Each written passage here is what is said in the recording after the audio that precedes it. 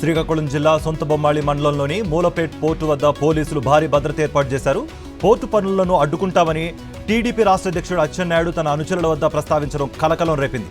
దీంతో అప్రమత్తమైన పోలీసులు టీడీపీ నేతలను హౌస్ అరెస్ట్ చేసి పోర్టు పరిసర ప్రాంతాల్లో భారీగా మోహరించారు. టీడీపీ నేత దెందులూరు మాజీ ఎమ్మెల్యే చింతమనేని ప్రభాకర్ పై కేసు నమోదైంది. పెదవేగి పోలీస్ స్టేషన్ కు వెళ్లి దౌర్జన్యం చేసిన చింతమనేని ప్రభాకర్ హత్యాయత్నం కేసులో నిందితుడిని తీసుకెళ్లాడు. అయితే అధికారుల విధులకు ఆటంకం కలిగించిన చింతమనేనిపై పోలీసులు పలు సెక్షన్ల కింద కేసు నమోదు చేశారు. విజయనగరం తహసీల్దార్ కార్యాలయం దగ్గర టీడీపీ నేతలు ఓవర్ యాక్షన్ చేశారు.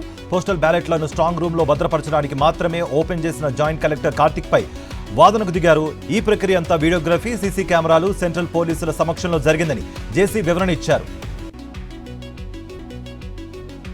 తిరుపతి జిల్లా పాకాల మండలంలో అటవీ అధికారులను ఓ ఏనుగు ముప్పుతిప్పలు పెడుతోంది.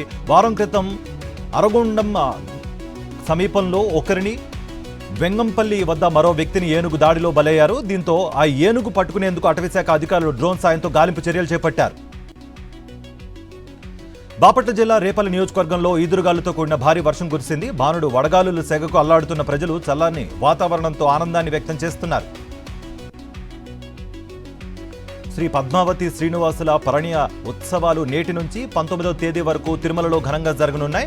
నారాయణగిరి ఉద్యానవనాల్లోని పరిణయోత్సవ మండపంలో సాయంత్రం 4:30 గంటలకు వేడుకలు ప్రారంభం కానున్నాయి. తొలి రోజు శ్రీ మలయప్ప స్వామివారు గజవాహనం, రెండో రోజు అశ్వవాహనం, చివరి రోజు గరుడ వాహనంపై వేయించేయనున్నారు. జగిత్యాల జిల్లాలో ధాన్యం రైతులు రాస్తారోకో నిర్వహించారు. మోతుపూరు గ్రామంలో వరి ధాన్యం కొనుగోలు కేంద్రాల్లోని ధాన్యాన్ని వెంటనే కొనుగోలు చేయాలని కోరుతూ రోడ్డుపై బైఠాయించారు. జయశంకర్ భూపాలపల్లి జిల్లాలో కురిసిన అకాల వర్షానికి రైతు పండించిన ధాన్యం తడిసి ముద్దైంది. ఈ నేపథ్యంలో పలు బస్తాల్లో వరికి పూర్తిగా మొలకలు వచ్చాయని ఆవేదన వ్యక్తం చేస్తున్నారు రైతులు. ప్రభుత్వం వెంటనే వడ్ల ధాన్యాన్ని కొనుగోలు చేసి నష్టపరిహారం చెల్లించాలంటూ డిమాండ్ చేస్తున్నారు. భారీ వర్షాలతో మహబూబాబాద్ జిల్లా గర్ల చెక్ డ్యామ్ పైనుంచి పాకాల వాగు ప్రవహిస్తోంది. దీంతో గార్ల, రాంపురం, మధ్యవంచ గ్రామాల మధ్య రాకపోకలు నిలిచిపోయాయి. శేర్లింగంపల్లి జోన్లోని పలు ప్రాంతాల్లో ఆకస్మికంగా పర్యటించారు జీహెచ్ఎంసీ కమిషనర్ రొనాల్డ్ రోస్.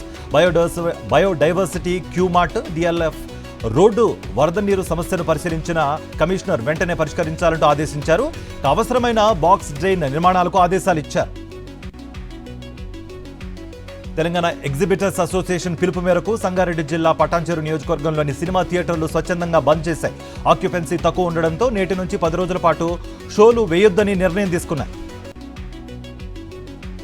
భూ వివాదంలో హైకోర్టును ఆశ్రయించారు సినీ నటుడు junior NTR. Jubilee Hills road number 25లో ఫ్లాట్ను గీతాలక్ష్మి అనే మహిళ నుంచి జూనియర్ ఎన్టీఆర్ కొనుగోలు చేశారు. అయితే అప్పటికే గీతాలక్ష్మి పలు బ్యాంకుల నుంచి ఇదే ఫ్లాట్పై లోన్ తీసుకుందని తెలిసింది. మహబూబాబాద్ జిల్లా బేరువాడ గ్రామంలో హనుమాన్ మాలదారులు ఘనంగా శోభయాత్ర నిర్వహించారు. అంతకుముందు స్థానిక ఆంజనేయ స్వామి ఆలయంలో స్వామివారికి పంచామృత అభిషేకాలతో ప్రత్యేక పూజలు నిర్వహించారు. తిరుమల మొదటి ఘాట్ రోడ్లో మాల్వాడి గుండం వద్ద ఓ మినీ వ్యాన్ బోల్తా పడింది. ఈ ప్రమాదంలో ఎవరికీ ప్రాణ నష్టం జరగకపోవడంతో అంతా ఊపిరి పీల్చుకున్నారు. చిరుజల్లుల కారణంగా రహదారి తడిగా మారడంతో ప్రమాదం జరిగినట్లుగా భావిస్తున్నారు. వికారాబాద్ జిల్లా తాండూరులోని గుంతబాస్పల్లి గ్రామంలో అగ్ని ప్రమాదం చోటు చేసుకుంది. ఇండస్ కెమికల్ జిప్సం ఫ్యాక్టరీలో ప్రమాదవశాత్తు మంటలు చెలరేగాయి. సమాచారం అందుకున్న ఫైర్ సిబ్బంది మంటలను ఆర్పేందుకు యత్నిస్తున్నారు. యాదాద్రి భువనగిరి జిల్లా పులిగిళ్లలో అరుదైన వ్యాధితో బాధపడుతున్న 6 నెలల చిన్నారి భవిక్ రెడ్డి ప్రాణాలు కోల్పోయాడు. భవిక్ రెడ్డి చికిత్సకై ఇంజెక్షన్ కోసం 16 కోట్లు అవసరం కాగా క్రౌడ్ ఫండింగ్ ద్వారా 10 కోట్లు సమకూరాయి. మరో 6 కోట్లు లేకపోవడంతో ఆరోగ్యం విషమించి బాలుడు మృతి చెందాడు. సదాశివపేట పట్టణంలోని కాసం ఫ్యాషన్ షాపింగ్ మాల్లో ప్రమాదం చోటు చేసుకుంది. షాపింగ్ చేయడానికి వచ్చిన కస్టమర్లు 16 మంది లిఫ్ట్లో వెడుతుండగా దాని వైర్లు తెగిపోయాయి. ఈ ప్రమాదంలో 6గురికి తీవ్ర గాయాలు కాగా ఓ మహిళ కాలు విరిగిపోయింది. కుత్బుల్లాపూర్ ఎండిఎంఏ డ్రగ్ను సైబరాబాద్ ఎస్ఓటి పోలీసులు పట్టుకున్నారు. డ్రగ్స్ అమ్ముతున్నారన్న సమాచారంలో కూకట్పల్లి స్టేషన్ పరిధిలోని శేషాద్రి నగర్లో 2 యువకులను అదుపులోకి తీసుకుని విచారించారు. వారి దగ్గర నుంచి 3 గ్రాముల ఎండిఎంఏ డ్రగ్ను స్వాధీనం చేసుకుని వారిని విచారిస్తున్నారు. కామారెడ్డి జిల్లా వైద్యాధికారి లక్ష్మణ్ సింగ్ పై 20 మంది మహిళా వైద్యుల ఫిర్యాదుతో పోలీసులు చర్యలు తీసుకున్నారు. లక్ష్మణ్ సింగ్ పై 7 కేసులు నమోదు చేసినట్లుగా జిల్లా డీఎస్పీ నాగేశ్వరరావు తెలిపారు. ఈ మేరకు జిల్లా వైద్యాధికారి లక్ష్మణ్ సింగ్ని పోలీసులు అరెస్ట్ చేసి కోర్టులో హాజరుపరిచారు. అనంతరం షరతులతో కూడిన బెయిల్ పై లక్ష్మణ్ సింగ్ బయటకు వచ్చారు. భద్రాద్రి కొత్తగూడెం జిల్లా అసరావుపేటలోని విద్యుత్ శాఖలో అసిస్టెంట్ ఎగ్జిక్యూటివ్ ఆఫీస్పై ఏసీబీ అధికారులు దాడులు చేశారు. ఆదిత్య అనే వ్యక్తి నుంచి 1,80,000 లంచం తీసుకుంటుండగా ఏఈ దారావత్ శరత్ కుమార్ను ఏసీబీ అధికారులు రెడ్ హ్యాండెడ్గా పట్టుకున్నారు. అనంతరం చర్యలు తీసుకున్నారు. నల్గొండ జిల్లా చింతపల్లిలోని మాలారెడ్డిపల్లి గ్రామంలో ఏసీబీ అధికారులు రైడ్స్ నిర్వహించారు. విద్యుత్ శాఖ ఆర్జిండ్ గ్రేడ్ 2 విధులు నిర్వర్తిస్తున్న నడింపల్లి వేణు అనే వ్యక్తి 20,000 లంచం తీసుకుంటూ రెడ్ హ్యాండెడ్గా పట్టుబడ్డాడు. కేసు నమోదు చేసిన అధికారులు దర్యాప్తు చేస్తున్నారు. 2024 లోక్సభలో ప్రతి దశ పోలింగ్ ముగిసిన తర్వాత అన్ని పోలింగ్ స్టేషన్లలో నమోదైన ఓట్ల ఖాతాను తక్షణమే అప్లోడ్ చేయాలంటూ సుప్రీంకోర్టులో పిల్ దాఖలైంది. దీనిపై విచారణకు అంగీకరించిన సుప్రీంకోర్టు పిల్పై పోల్ ప్యానెల్ నుంచి సూచనలు తీసుకోవాలని భారత ఎన్నికల సంఘం తరపు న్యాయవాదిని సుప్రీంకోర్టు కోరింది. బీజేపీ లూథియానా లోక్సభ అభ్యర్థికి చేదు అనుభవం ఎదురైంది. ప్రచారంలో భాగంగా నియోజకవర్గంలో తిరిగిన రవనీత్ బిట్టును రైతులు ముట్టడించారు. గిట్టుబాటు ధర ఎందుకు ఇవ్వడం లేదని నిలదీయడంతో రైతులకు సమాధానం చెప్పలేక గ్రామం నుంచి పారిపోయారు. ఆప్ రాజ్యసభ ఎంపీ స్వాతి మలివాల్ ఢిల్లీలోని తీస్ హజారీ కోర్టుకు వచ్చారు. ఆమెపై జరిగిన దాడికి సంబంధించి ఫిర్యాదు చేయడంతో పోలీసులకు స్వాతి మలివాల్ ఇంటికి వెళ్లారు. ఢిల్లీ సీఎం అరవింద్ కేజ్రీవాల్ పీఏ బిభవ్ కుమార్ పేరును ఎఫ్ఐఆర్లో చేర్చారు. ఆప్ ఎంపీ స్వాతి మలివాల్ ఈ నెల 13న ఢిల్లీ సీఎం ఇంట్లోకి వెళ్లినప్పుడు జరిగిన గొడవ వీడియో బయటకొచ్చింది. సీఎం కేజ్రీవాల్ను కలిసిన తర్వాతే వెళ్తున్నట్టు స్వాతి తేల్చి చెప్పింది. అయితే సెక్యూరిటీ సిబ్బంది నిరాకరించడంతో వాదులాట జరిగింది. చార్ధామ్ యాత్రలో పాల్గొనే భక్తులు తమ మెడికల్ హిస్టరీని తప్పకుండా వెల్లడించాలని తెలిపారు ఉత్తరాఖండ్ అధికారులు. ఈ నెల 10న ప్రారంభమైన చార్ధామ్ యాత్రలో పలు అనారోగ్య కారణాలతో ఇప్పటి వరకు 11 మంది చనిపోయినట్లుగా వెల్లడించారు. కర్ణాటకలోని బెండిగేరి పోలీస్ స్టేషన్ పరిధిలో అంజలి అనే బాలికను ఆమె ఇంట్లోని కత్తితో పొడిచి చంపాడు ఉన్మాది. అంజలిని చంపేస్తానంటూ ఉన్మాది బెదిరింపులపై పోలీసులను ఆశ్రయించినా పట్టించుకోలేదని అమ్మాయి కుటుంబ సభ్యులు అంటున్నారు. ఈ ఘటనలో నిర్లక్ష్యంగా వ్యవహరించిన పోలీసులపై వేటు వేశారు.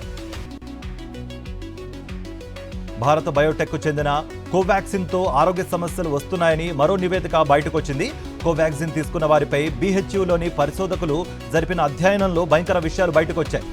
కోవాక్సిన్ తీసుకున్న వారిలో 30% మంది ఆరోగ్య సమస్యలున్నట్లుగా గుర్తించింది.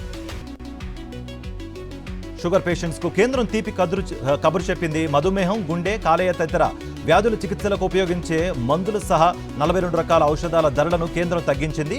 ప్రపంచంలో అత్యధిక మంది షుగర్ వ్యాధిగ్రస్తులు ఉన్న దేశాల్లో ఒకటి భారత్. ధరల తగ్గింపుతో 10 కోట్లకు పైగా షుగర్ వ్యాధిగ్రస్తులు లబ్ధి పొందే అవకాశం ఉంది. మహారాష్ట్రలో కలకలం రేపిన హోర్డింగ్ కూలిన ఘటనలో ఓనర్ను ముంబై క్రైమ్ బ్రాంచ్ పోలీసులు అరెస్ట్ చేశారు. ఉదయ్పూర్లో హోర్డింగ్ యజమాని భవేష్ బిండేను అరెస్ట్ చేసి ముంబైకి తీసుకువచ్చారు. బీహార్లోని పాట్నా ప్రభుత్వ పాఠశాల ఆవరణలో విద్యార్థి మృతదేహం తీవ్ర కలకలం రేపింది. విద్యార్థి డెడ్ బాడీని చూసిన స్థానికులు ఆగ్రహానికి గురయ్యారు. ఈ పాఠశాలకు నిప్పు పెట్టారు. రోడ్డుపై బైఠాయించి ఆందోళనకు దిగారు. చెన్నై నుంచి అబుదాబికి అక్రమంగా తరలించేందుకు ప్రయత్నించిన భారీ విదేశీ కరెన్సీని చెన్నై విమానాశ్రయంలో స్వాధీనం చేసుకున్నారు అధికారులు. చెన్నైకి చెందిన మహమ్మద్ ఫైసల్ టూరిస్టు వీసాపై అబుదాబికి వెడుతుండగా అతని సూట్ కేసును స్కాన్ చేశారు. దీంతో సూట్ కేసులో రహస్యంగా దాచిన 18 లక్షల అమెరికా డాలర్లు స్వాధీనం చేసుకున్నారు. మామూలుగా నడుస్తున్న వాహనంలో మంటలు చెలరేగితే ఎవరైనా ఏం చేస్తారు? వెంటనే వాహనం ఆపి ప్రాణాలు కాపాడుకుంటారు. ఆ తర్వాత వాహనంలోని మంటలను ఆపేందుకు దగ్గరలోని నీళ్లను వెతుకుతారు. కానీ మంటల్లో చిక్కున్న వాహనంపై నీళ్లు పోసినా అదుపులోకి రాలేదు. దీంతో వాహనం వెనుకాల మరో వాహనంలో ఉన్న వ్యక్తి కూల్ డ్రింక్తో మంటలను అదుపు చేసిన వీడియో తెగ వైరల్ అవుతోంది. IPL 17లో ఇవాళ ముంబై ఇండియన్స్ తో లక్నో సూపర్ జైంట్స్ తలపడనుంది. ముంబై వేదికగా ఇరు జట్లు ఈ మ్యాచ్ జరగబోతోంది. అయితే ఇప్పటికే ప్లే ఆఫ్స్ నుంచి ముంబై ఇండియన్స్ నిష్క్రమించింది. ప్రముఖ దర్శకుడు రాజమౌళి, సూపర్ స్టార్ మహేష్ బాబు సినిమాపై నిర్మాణ సంస్థ శ్రీదుర్గా ఆర్ట్స్ క్లారిటీ ఇచ్చింది. నటీనటుల ఎంపికలో సినిమా నిర్మాణంలో వీరేన్ స్వామికి ఎలాంటి సంబంధం లేదని స్పష్టతనిచ్చింది. డార్లింగ్ ప్రభాస్ ఇన్స్టాలో ఇంట్రెస్టింగ్ పోస్ట్ పెట్టాడు. తన ఇన్స్టా ఖాతాలో పెట్టిన స్టోరీ కాస్త ఇప్పుడు వైరల్ అవుతోంది. డార్లింగ్స్, మొత్తానికి మన లైఫ్లోకి ఓ స్పెషల్ పర్సన్ రాబోతున్నారు. వెయిట్ చేయండి అంటూ ఇన్స్టాలో స్టోరీ పెట్టాడు ప్రభాస్. ఇది చూసిన నెటిజన్లు త్వరలో పెళ్లి శుభవార్త వినబోతున్నావా అంటూ కామెంట్స్ చేస్తున్నారు. దక్షిణ తమిళనాడు నుంచి లక్షద్వీప్ వరకు ద్రోణి కొనసాగుతున్న నేపథ్యంలో తమిళనాడులో భారీ వర్షాలు కురుస్తున్నాయి. మరో 3 రోజుల పాటు ఏపీలో వర్షాలు పడే ఛాన్స్ ఉందన్నారు వాతావరణ శాఖ అధికారులు. కోస్తా జిల్లాలో ఉరుములు మెరుపులతో కూడిన వర్షాలు కురవనున్నాయి. ఈ నెల 31న కేరళను తాకి జూన్ తొలి వారంలో ఏపీలోకి నైరుతి రుతుపవనాలు ప్రవేశించనున్నాయి. ఏపీలో భిన్న వాతావరణం నెలకొంది. ఓవైపు ఉపరితల ద్రోణి ప్రభావంతో పలు ప్రాంతాల్లో వర్షాలు కురుస్తుండగా మరోవైపు పలు చోట్ల వడగాల్పులు హడలెత్తిస్తున్నాయి. ఒంగోలు, నెల్లూరులో వర్షాలు కురుస్తున్నాయి. అల్లూరు జిల్లా, మన్యం, విజయనగరం, శ్రీకాకుళం జిల్లాల్లోని కొన్ని మండలాల్లో వడగాల్పులు వీచే అవకాశం ఉంది. తెలంగాణలో మరో 5 రోజుల పాటు భారీ వర్షాలు కురుస్తాయని హైదరాబాద్ వాతావరణ శాఖ వెల్లడించింది. ఉరుములు మెరుపులతో పాటు గంటకు 40 నుంచి 50 కిలోమీటర్ల వేగంతో ఈదురుగాలు వీస్తాయని తెలిపింది. ఇప్పటికే తెలంగాణలోని పలు జిల్లాల్లో ఎల్లో అలర్ట్ జారీ చేసింది వాతావరణ శాఖ.